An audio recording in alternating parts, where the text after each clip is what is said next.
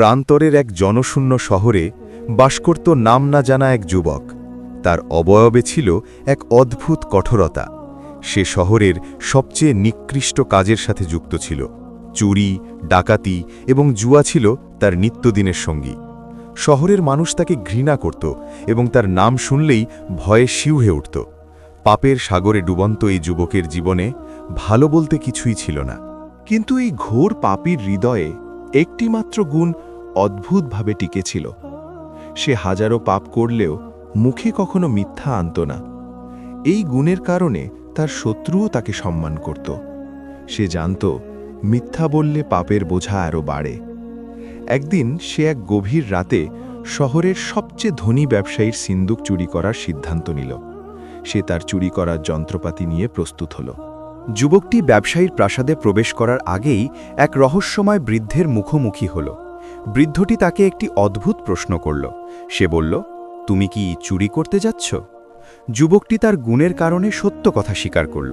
সে বৃদ্ধের কথায় অবাক হল এবং তার পাপের কথা মনে করে লজ্জিত হল। সে চুরি না করেই ফিরে গেল।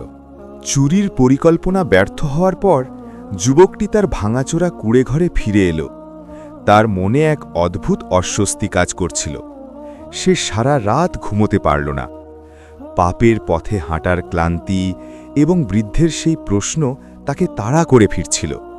সে প্রথমবারের মতো নিজের জীবন নিয়ে ভাবতে শুরু করল। সেই রাতে যুবকটি গভীর ঘুমে এক অলৌকিক স্বপ্ন দেখল। স্বপ্নে সে মরুভূমির মাঝে দাঁড়িয়ে আছে এবং তার চারপাশ সোনার আলোয় ভরে গেছে। আকাশ থেকে এক অলৌকিক কণ্ঠস্বর ভেসে এলো, যা তাকে তার সত্যবাদিতার প্রশংসা করল এবং তাকে হেদায়েতের পথ দেখাল। সে স্বপ্ন থেকে জেগে উঠল এবং জীবন পরিবর্তনের সিদ্ধান্ত নিল। সকালে যুবকটি সেই বৃদ্ধের সন্ধানে শহরে বের হল।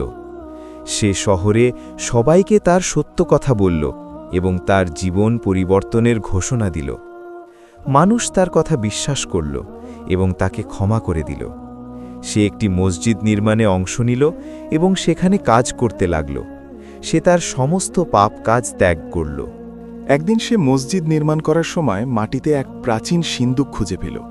সিন্দুকটি থেকে এক অপার্থিব ও রহস্যময় আভা বিচ্ছুরিত হচ্ছিল, যা দেখে সবাই অবাক হল। সে সিন্দুকটি খুলে দেখল সেখানে রয়েছে অনেক স্বর্ণমুদ্রা। সে সম্পদগুলো অভাবীদের মাঝে বিলিয়ে দিল। যুবকটি সিন্দুকের সমস্ত ধন সম্পদ মসজিদ নির্মাণের কাজে এবং অভাবীদের সাহায্যার্থে ব্যয় করল। তার সততা এবং নিঃস্বার্থ কাজ দেখে শহরের মানুষ অবাক হল। যে মানুষটিকে তারা ঘৃণা করত, আজ তাকেই তারা শ্রদ্ধা করতে শুরু করল। যুবকটির জীবনে এক অলৌকিক পরিবর্তন এলো। কিন্তু শহরের পুরনো পাপী সঙ্গীরা তার এই পরিবর্তন মেনে নিতে পারল না। তারা ভাবল যুবকটি নিশ্চয়ই কোনো বড় সম্পদ লুকিয়ে রেখেছে। তারা তাকে আবার পাপের পথে ফিরিয়ে আনার পরিকল্পনা করল এবং এক গভীর রাতে তার কুঁড়েঘরে আক্রমণ করল। তারা তাকে মারধর করল এবং সম্পদের সন্ধান চাইল। যুবকটি ডাকাতদের হাতে প্রচণ্ড মার খেলেও মুখে একটিও মিথ্যা শব্দ উচ্চারণ করল না। সে বলল, আমার কাছে কোনো সম্পদ নেই, যা ছিল সব মসজিদে দিয়ে দিয়েছি। ডাকাতরা তার সত্যবাদিতার কারণে অবাক হল এবং তার দৃঢ়তা দেখে ভয়ে পালিয়ে গেল। তার শরীর রক্তাক্ত হলেও আত্মা শান্ত ছিল। এই ঘটনার পর শহরের আমির যুবকটির সততার কথা জানতে পারল। সে যুবকটিকে তার প্রাসাদে ডেকে পাঠাল। প্রাসাদে গিয়ে যুবকটি আমিরের মুখোমুখি হল। আমির তাকে ডাকাতদের আক্রমণের কথা এবং তার সত্যবাদিতার কথা জিজ্ঞাসা করল। যুবকটি বিনীতভাবে সব সত্য কথা স্বীকার করল। আমিরের দরবারে অনেক মানুষ উপস্থিত ছিল। তারা সবাই যুবকটির কাহিনী মনোযোগ দিয়ে শুনছিল। আমি যুবকটির সত্যবাদিতার কারণে অত্যন্ত খুশি হল এবং তাকে রাজ্যের এক গুরুত্বপূর্ণ দায়িত্ব পালনের প্রস্তাব দিল।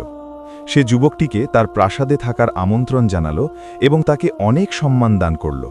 যুবকটি আমিরের প্রস্তাব বিনয়ের সাথে প্রত্যাখ্যান করল। সে বলল, আমি আল্লাহর পথে চলতে চাই। পার্থিব সম্মান আমার প্রয়োজন নেই। আমি এই মসজিদেই থাকতে চাই এবং আল্লাহর ইবাদত করতে চাই।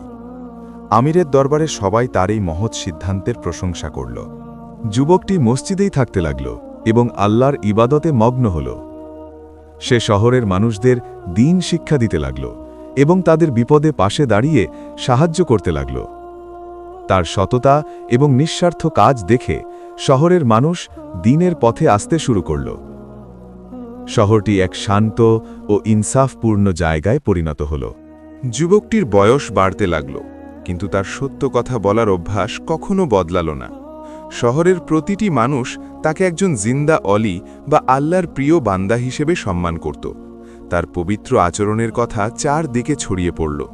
একদিন যুবকটি অসুস্থ হয়ে পড়লে পুরো শহর তার জন্য দোয়া করতে লাগল। সে যখন শেষ নিঃশ্বাস ত্যাগ করল, তখন তার চেহারায় এক অপার্থিব নূর বা আলো চমকাচ্ছিল।